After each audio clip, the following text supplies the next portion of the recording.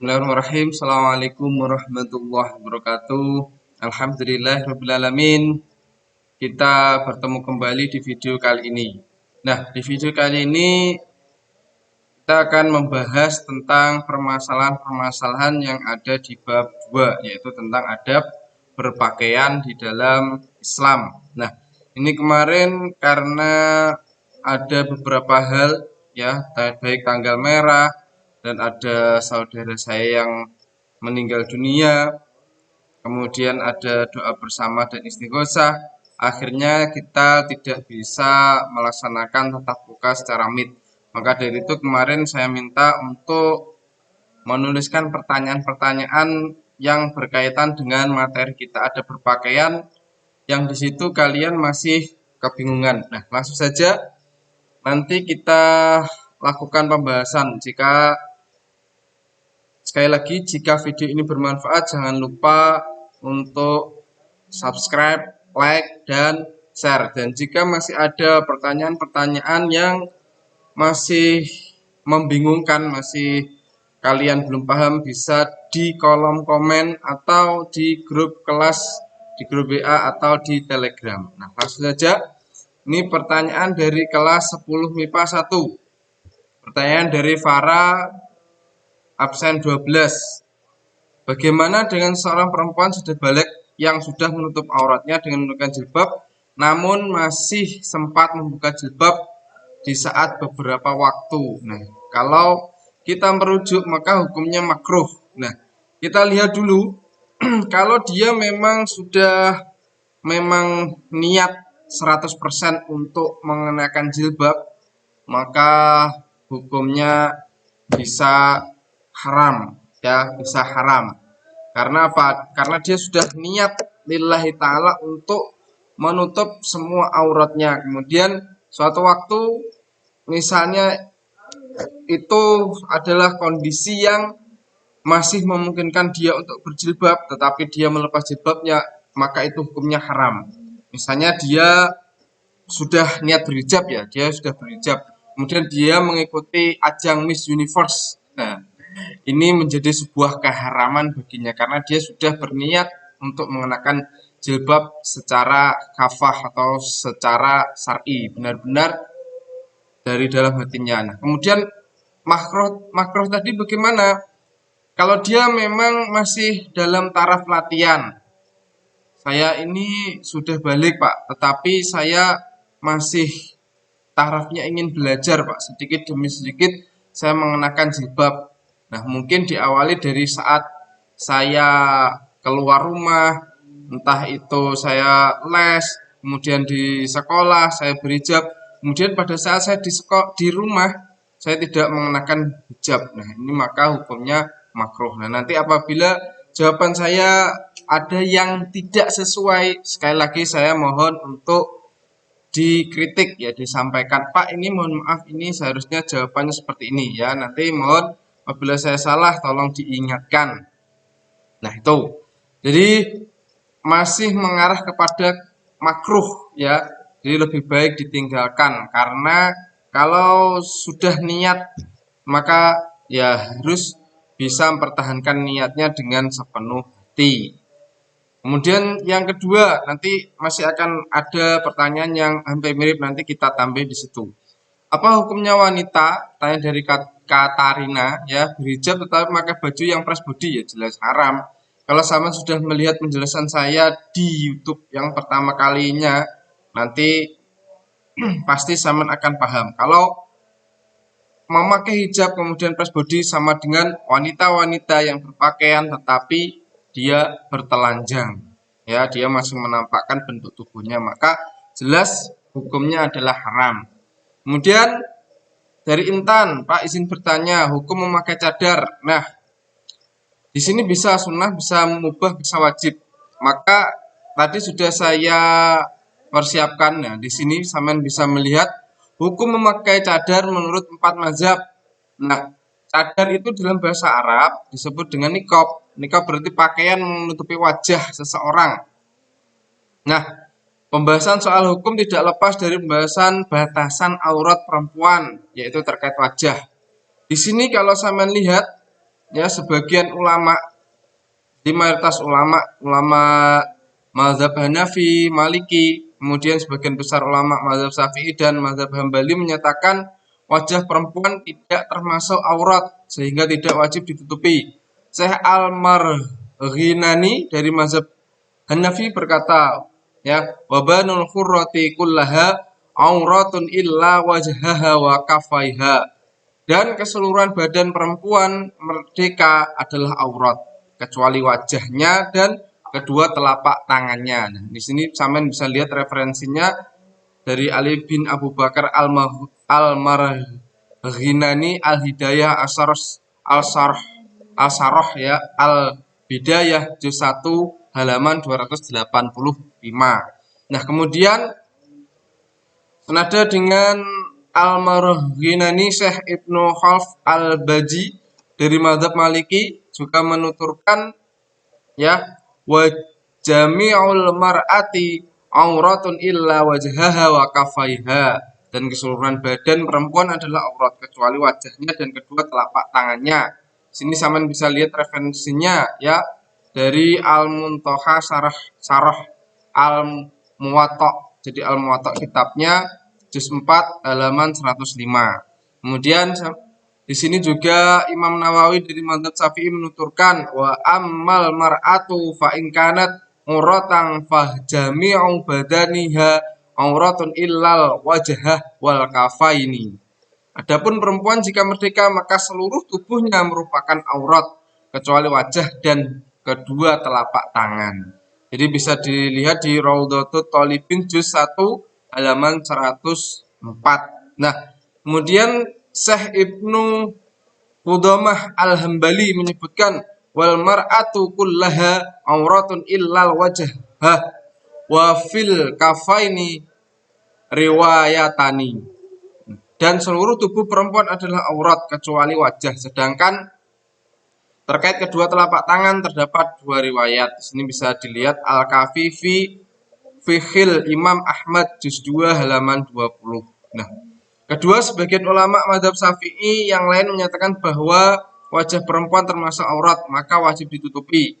Syekh Sarakhawi menuliskan, kita langsung saja dibaca di sini ya. Adapun aurat perempuan di luar sholat dari sisi pandangan laki-laki lain terhadap dirinya adalah seluruh badannya sampai wajah dan kedua telapak tangannya. Di sini kitabnya Hasiyatus Sarakhawi ala Tufatit Tulab juz 1 halaman 174. Nah, dengan demikian dapat kita simpulkan bahwa mayoritas ulama baik di situ mazhab Hambali, mazhab Maliki, mazhab Syafi'i dan ulama mazhab Hambali menegaskan bahwa wajah perempuan tidak termasuk aurat sehingga tidak wajib ditutupi dengan cadar dan sejenisnya. Sedangkan ulama mazhab Syafi'i yang lain menyatakan bahwa wajah termasuk aurat sehingga wajib ditutupi. Nah, meskipun demikian terkait hukum memakai cadar para ulama memberikan perincian. Nah, di sini ada perinciannya. Memakai cadar saat ihram. Ulama 4 mazhab bersepakat perempuan yang sedang melakukan ihram dilarang atau diharamkan memakai cadar. Jika ia tetap memakai cadar tanpa ada kebutuhan mendesak, maka ia wajib membayar denda. Mereka berpedoman kepada hadis yang diriwayatkan Ibnu Umar radhiyallahu anhu bahwa Nabi sallallahu alaihi wasallam bersabda, "Wala tangtakibul mar'atul muharrimatu wala talbasul qufazaini." Dan seorang wanita yang berihram tidak boleh memakai cadar dan tidak boleh memakai kaos tangan. Nah, kemudian yang berikutnya memakai cadar saat sholat. Para ulama mazhab 4 juga sepakat memakai cadar saat melaksanakan sholat hukumnya makruh, ya, dan dimakruhkan bagi perempuan sholat dengan memakai cadar dan burku tanpa ada hajat. Ibnu Abdul Bar berkata para ulama bersepakat bahwa seorang perempuan harus membuka wajahnya pada saat sholat dan ihram. Nah, kalau kita hubungkan di masa pandemi ini ya, kalau Pak, apakah sama memakai cadar dan masker itu kan sama dengan menutup wajah? Di sini tadi kalau kita merujuk kepada hadis yang diriwayatkan oleh Syekh Mansur bin Yunus Al-Batuti ya, di sini di kitab Hasafatul Khina Al-Matnil Iqna juz 2 halaman 256. Di sini empat mazhab para imam jika tanpa ada hajat. Nah, kalau sekarang kan kita ada hajatnya, yaitu kita melindungi diri kita dari virus corona ini. Maka kalau kita mengenakan masker pada saat sholat, ya itu menjadi sebuah hal yang diwajibkan. Mengapa diwajibkan? Karena memang masanya seperti ini. Jadi kita harus melindungi diri kita sendiri, melindungi orang lain, ya. Jadi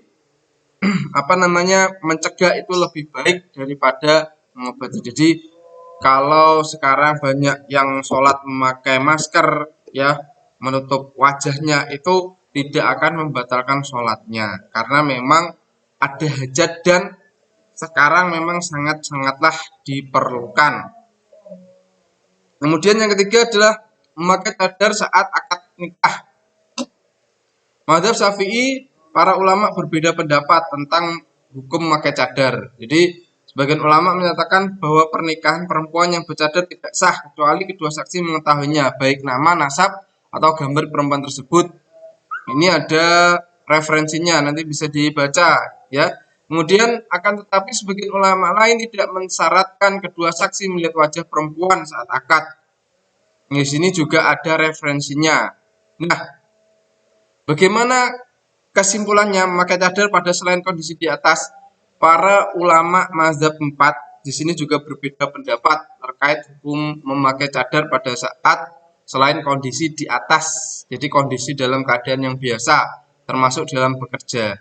Pertama, ulama mazhab Hanafi, sebagian ulama mazhab Syafi'i dan ulama mazhab Hambali menyatakan bahwa memakai cadar hukumnya mubah, ya, mubah atau boleh.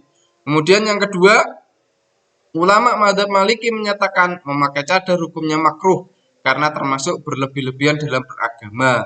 Kemudian ketiga, menurut sebagian ulama mazhab Syafi'i, hukum memakai cadar adalah sunnah. Bahkan sebagai ulama menghukuminya wajib. Di sini bisa lihat di referensinya, ya, Al-Mausu'ah Al-Fiqhiyah Al-Huwaitiyah juz 41 halaman 134. Nanti bisa dicari referensinya di kitab-kitab tersebut. Nah, dengan demikian kesimpulannya, para ulama bersilang pendapat terkait, ya, hukum memakai cadar pada kondisi normal atau biasa.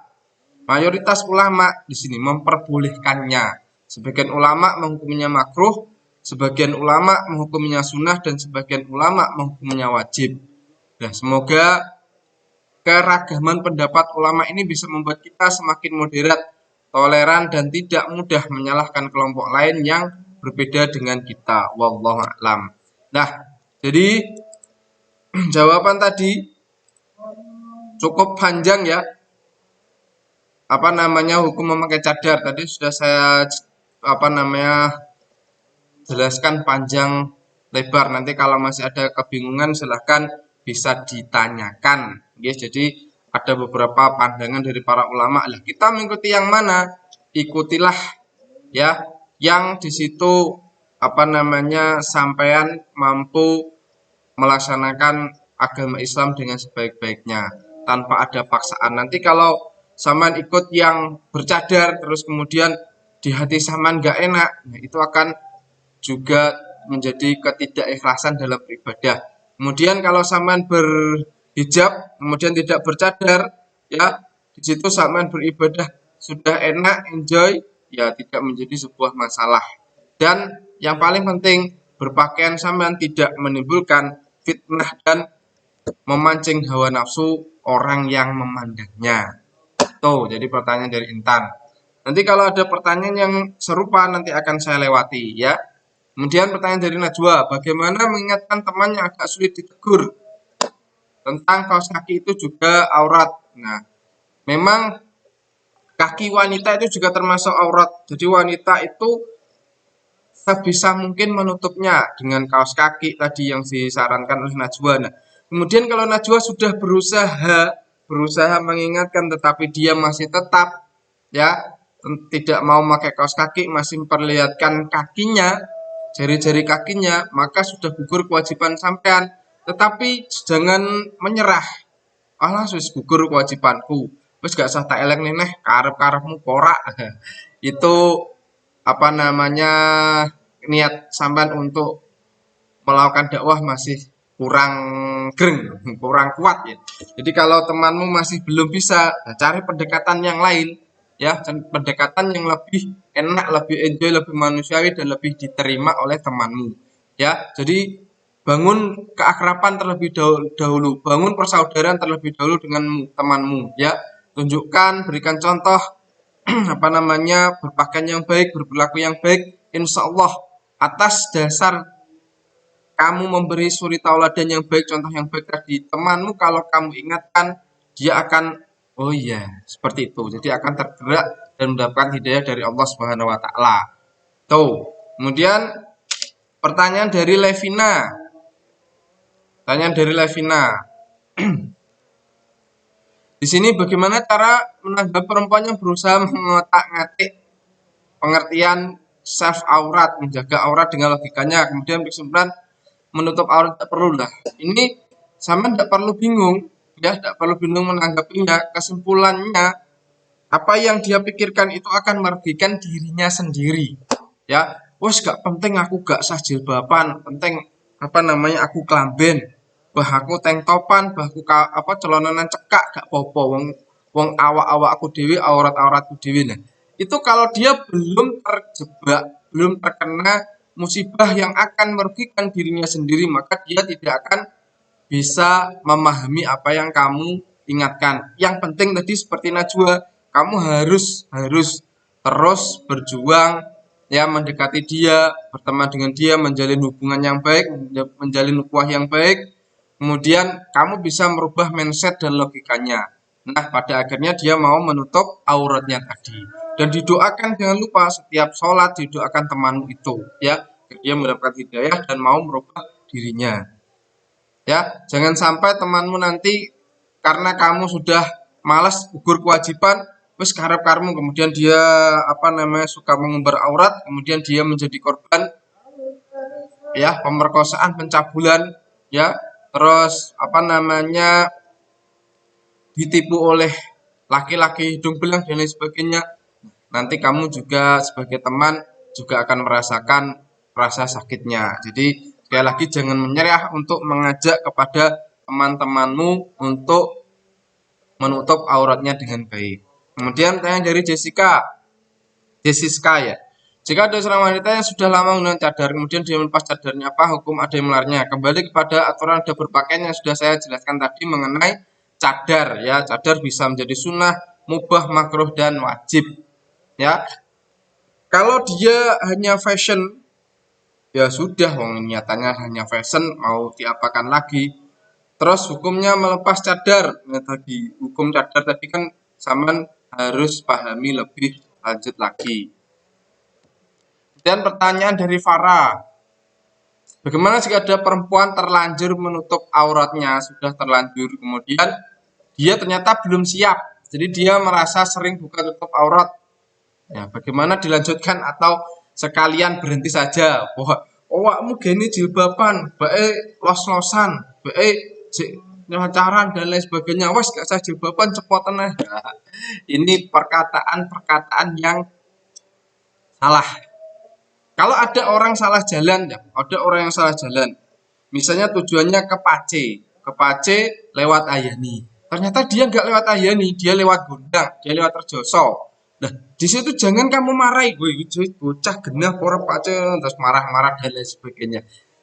Sekali lagi tarik nafas dengan pendekatan yang baik, ya, jalin persaudaraan, jalin hubungan yang baik dengan dia, beri pengertian yang baik, beri contoh yang baik, ya, maka dia sedikit demi sedikit akan mengerti ya bagaimana berpakaian yang baik. Nah, kembali ke tadi pilihannya yang mana, Pak? Dilanjutkan menutup aurat, boleh dilanjutkan berhijab atau bus dicepotai. Lebih baik tetap menutup auratnya. Mengapa? Dengan menutup auratnya, dia akan ada beban psikologis bahwa image wanita-wanita berjilbab adalah wanita-wanita yang sudah mengikrarkan dirinya untuk menjalankan agama Islam dengan kafah atau sebaik-baiknya. Jadi wanita yang berhijab itu di pandangan masyarakat memiliki image yang positif. Oh, dia tidak mengumbar auratnya, gak pamer aurate. oke mesti bocah apik. Maka yang dilihat orang terlebih dahulu itu bagaimana penampilannya, baru akhlaknya. Kalau sudah kenal, baru akhlaknya, kemudian penampilannya. Jadi tahapannya seperti itu. Maka jangan kemudian menyarankan nek awakmu cepat apa tutup cepot jilbab, lebih baik cepotan pisan, itu salah. Lebih baik tetap kamu pakai hijabmu, kemudian sedikit sedikit demi sedikit kamu berusaha untuk benar-benar berhijab baik jasmani dan rohaninya. Tuh. Kemudian dari salsa, bagaimana perempuan dan laki-laki termasuk ulama yang ahli agama, ahli tafsir, dan mengatakan menutup aurat itu tidak perlu. Jadi kalau dia memang ahli agama dan ahli tafsir, insya Allah semua setuju menutup aurat itu adalah wajib karena sudah diperintahkan oleh Allah. Nah, di materi kita, di penjelasan saya yang pertama sudah saya jelaskan. Ini saya bukakan kembali. Nah, di sini sudah jelas perintah Allah di surat Al-Ahzab ayat 59. Ya, dan surat Al-A'raf ayat 26. Maka kalau dia kembali ke tadi ya, kita kembali. Jadi nanti ke sana ke sini ke sana ke sini. Nah, kalau ahli agama, ahli tafsir, ya pasti insya Allah semuanya setuju karena sudah ada perintah Allah di Al-Quran, ya. Itu sepakat ya. Kemudian prayoga, bagaimana dengan perempuan yang berkerudung menutup aurat tetapi tidak menjaga akhlaknya, bebas pacaran, bermesraan dan banyak disentuh. Wah, ya prayoga ini mana menggebu-gebu banyak disentuh. Nah, itu sekali lagi wanita-wanita yang seperti itu menjatuhkan dirinya kepada kemunafikan. Maksudnya apa? Dia hanya menggunakan kedok pakaiannya untuk menutupi kemaksiatannya tadi. Ya, naudzubillah, tsumma naudzubillahi min dzalik. Jangan salahkan hijabnya, salahkan orangnya. Hijab tidak pernah memiliki dosa, ya. Tapi akhlak orang tersebutlah yang dosa karena dia kalau sudah memilih untuk berhijab maka dia juga harus berhijab hatinya, berhijab perilakunya, ya, mengontrol dirinya. Kemarin di materi kita bab pertama, kontrol diri harus benar-benar dilakukan. Dan di sini, kalau sudah merasa berhijab harus dikontrol, tidaklah bebas berpacaran, apalagi bermesraan, apalagi banyak disentuh, ya, bayu murahan pol, gitu. Jadi mohon seperti itu. Dan dia akan membawa kehancuran kepada dirinya sendiri. Tuh. Ya, bisa dipahami ya. Jadi mohon maaf nanti kalau kecepatan bisa di pause. Levina, bagaimana menanggapi seseorang laki-laki yang menyuruh perempuan tetapi dia masih memperlihatkan auratnya? Nah, sekali lagi di sini diingat kembali batasan-batasan aurat laki-laki ya. Lihat kalau ada orang yang mengingatkan kita, jangan dilihat orangnya ya, tapi lihat apa yang dia sampaikan. Kalau yang dia sampaikan baik, maka sudah sewajarnya kita untuk berusaha melaksanakannya. Meskipun orang yang menyampaikan itu ya buruk, gak usah walah wakmu welek ngono kok gaya-gaya dakwah. Nah, sekali lagi kalau kembali ke tadi, kalau kita ingin mengajak seseorang maka kita harus memberi suri tauladan terlebih dahulu kepada orang yang hendak kita ajak atau kita dakwahi tadi. Oke? Bisa dipahami nggih? Kemudian pertanyaan dari Najwa. Bagaimana jika pakai gamis tapi masih pakai kerudung yang dililit leher? Sekarang banyak saya lihat anak zaman sekarang begitu ya. Sebenarnya sudah cukup baik ya, meski terdapat kekurangan. Nah, kalau dia memakai gamis, pakainya gamis kemudian dia talen nih ya, talikan hijabnya di sini, dia menampakkan bentuk tubuhnya, maka di situ sama dengan tadi dia berpakaian tetapi telanjang. Ya hukumnya haram kalau dia memang berniat suhroh, melakukan kesombongan, menunjukkan auratnya dan lain sebagainya. Tapi sebenarnya dia sudah bagus, sudah ada niatan baik, sudah memakai gamis. Tetapi kalau niatannya hanyalah fashion dan untuk menarik perhatian lawan jenis, maka di situ haram hukumnya. Sekali lagi pakaian yang digunakan untuk tujuan menarik kemaksiatan, ya, untuk menyebarkan kemaksiatan, maka hukumnya haram atau dosa. Terus, jika seorang ibu pakai pakaian yang terbuka, jadi enek wong tua ibu gawene anake pakaian sing nyetrit misalnya. Nah, apakah sang ayah berdosa? Ya jelas dosa karena ayah itu memimpin rumah tangga. Kalau seorang istri salah dalam mendidik anaknya, tugas ayah mengingatkan, bukan tugas ibu saja yang mendidik anak, tapi seorang ayah atau pemimpin rumah tangga memiliki kewajiban yang utama untuk mendidik anak-anaknya agar tidak terjerumus kepada pakaian-pakaian yang akan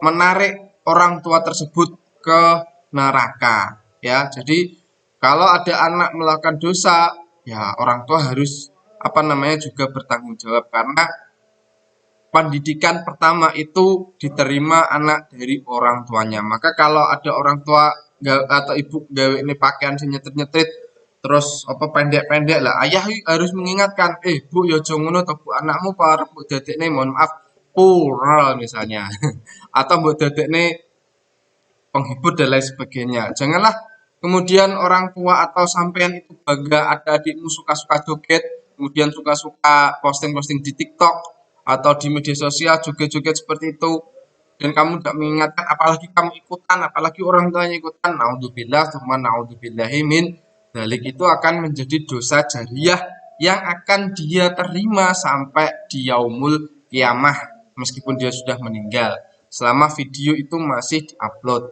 ya. Kemudian pertanyaan berikutnya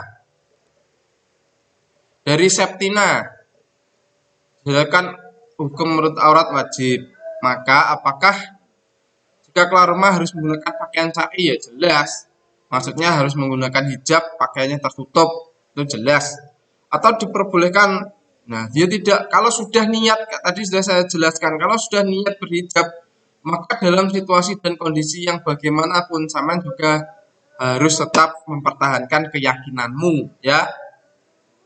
Jadi alangkah baiknya pertahankan hijabnya. Kalau tadi masih belajar, ya hukumnya makruh tadi, silahkan di play kembali ke depan.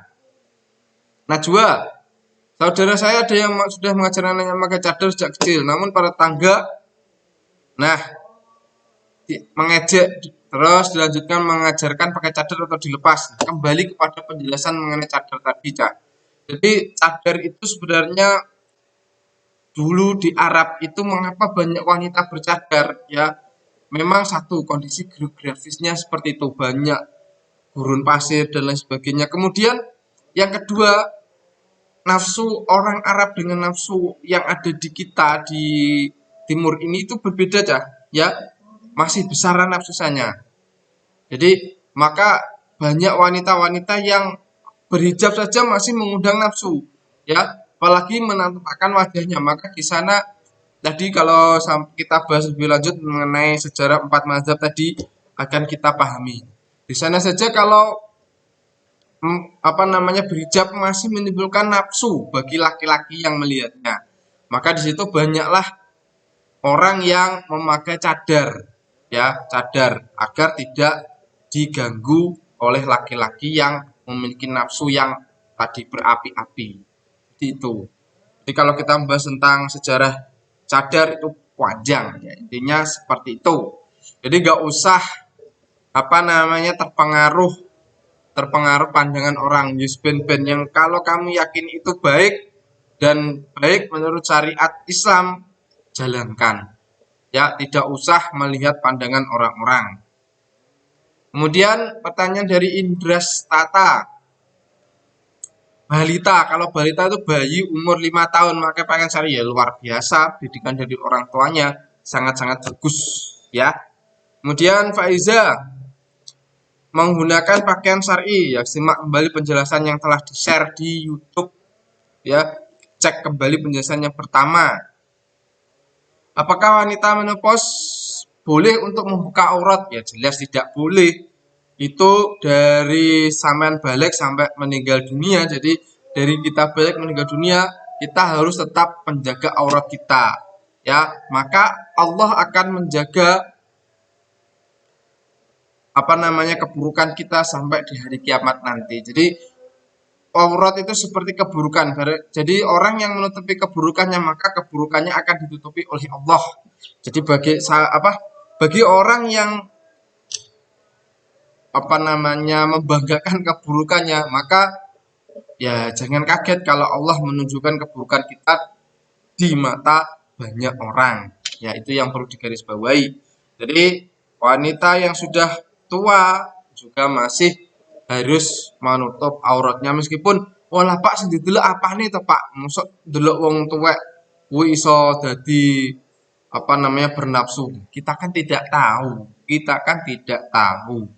Sekali lagi lebih baik tetap menjaga auratnya. Ya. Kemudian pertanyaan dari Levina, mengapa orang-orang mengira menutup aurat soalim? Nah, memang orang-orang yang memiliki pandangan seperti ini, oh bocah bayane coba apa nih soalim padahal ning kono ini. Nah, sekali lagi gak usah ngrungokne pandangan wong sing elek, ya. Umbaren ae, buktikan saja, tunjukkan saja apa yang dia bilang tidak sesuai dengan kenyataan dan suatu saat dia akan mendapatkan hidayah dari Allah. Nah, itu semua karena buruknya hati orang tersebut. Jadi kalau orang sudah memiliki karakter laler wis senengane sing elek, maka apa yang muncul dalam pikirannya yo elek, sing digoleki yo elek. Meskipun kita berbuat baik, pasti yang dicari jeleknya bukan baiknya karena dia karakter laler, ya. Tuh. Kemudian Naufal, apa hukumnya menggunakan wangi-wangian parfum yang mengandung alkohol? Jadi boleh atau mubah? Sebentar. Nih. Nah, memakai parfum itu selama nanti saya share tulisan ini ya. Jadi bagian pada pendapat pertama, pendapat kedua, kemudian dalil pendapat ini. Nah, jadi menurut mayoritas ulama fikih khamar adalah adalah najis, maka menggunakan minyak wangi menggunakan kadar alkohol tinggi berarti menggunakan benda yang najis. Hal ini dilarang dan tidak boleh dipaksa karena bila minyak wangi dipakai sholat berarti tubuhnya terkena najis dan tidak sah sholat. Kemudian bagi ulama yang menganggap khamar tidak najis, ini langsung kita masuk kesimpulannya, nanti penjelasannya menjadi panjang. Terus melarang menggunakan minyak wangi yang mengandung alkohol kadar tinggi karena Allah telah mewajibkan untuk menjauhi khimar, mencampurkannya serta menggunakannya sebagai minyak wangi ke tubuh pakaian melanggar perintah Allah. Nah, kesimpulannya setelah di sini ya minyak wangi yang mengandung alkohol, maka hukumnya memakai yang berkadar tinggi ya itu haram. Dan jika salah satu sifat alkohol pada minyak tersebut dapat diinderai, maka tidak boleh juga menjualnya karena termasuk mutanajis dan pendapat yang dianggap khamar adalah najis. Dan jika alkoholnya telah terurai atau larut, maka boleh dipakai dan halal diperjualbelikan. Maksudnya bagaimana? Ya, kalau alkohol itu beda dengan khamar ya, beda dengan khamar. Jadi alkohol itu senyawa kimia. Ya, OH atau berapa itu kalau saya tidak salah. Terus kalau terbuat dari khamar, kemudian di situ orang yang memakai terus yang mencium baunya itu membuat mabuk atau pusing orang lain, maka hukumnya haram. Selama tidak memabukkan ya itu boleh ya. Dari nanti untuk referensinya saya share ke sampean. Jadi selama kadar alkoholnya itu tidak melebihi batas 50-70% maka tidak masalah ya. Dan alkohol itu ada yang terbuat alami, ada yang terbuat dari benda-benda yang najis. Kalau yang najis jelas haram hukumnya. Tetapi kalau di situ menguap ya tidak membuat orang yang menciumnya mabuk maka mubah. Ya nanti ada referensinya saya share. Kemudian bolehkah kita pakai jam tangan? saat sholat. Nah, ada yang melepas, ada yang tidak. Saya pun terbiasa memakai jam tangan saat sholat ya, bukan di situ pamer atau riak. Tujuan jam tangan laki-laki itu perhiasan, sama dengan wanita. Wanita itu diperbolehkan memakai perhiasannya saat sholat dengan catatan sewajarnya.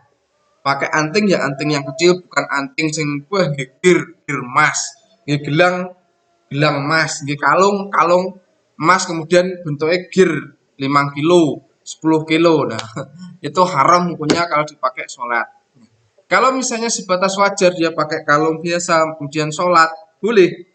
Kemudian laki-laki pakai jam tangan atau dia sudah menikah pakai cincin buat sholat, boleh ya. Jadi nanti kalau masih belum yakin nanti saya berikan referensinya. Jadi menggunakan jam tangan saat sholat itu termasuk dalam kategori perhiasan. Jadi tidak dipermasalahkan kecuali niatannya pamer. Jam tangan limo digawe kabeh. Terus yang laki-laki pakai kalung, ya itu sudah menyerupai wanita maka tidak boleh. Ya, terus dia niat memakainya untuk kesombongan maka di situ tidak boleh atau haram. Ya, jadi yang niatnya syuhrah, kesombongan, ya untuk menarik perhatian orang, dosa atau haram. Tapi kalau dia sudah terbiasa sebagai perhiasannya sehari-hari, maka di situ diperbolehkan. Kemudian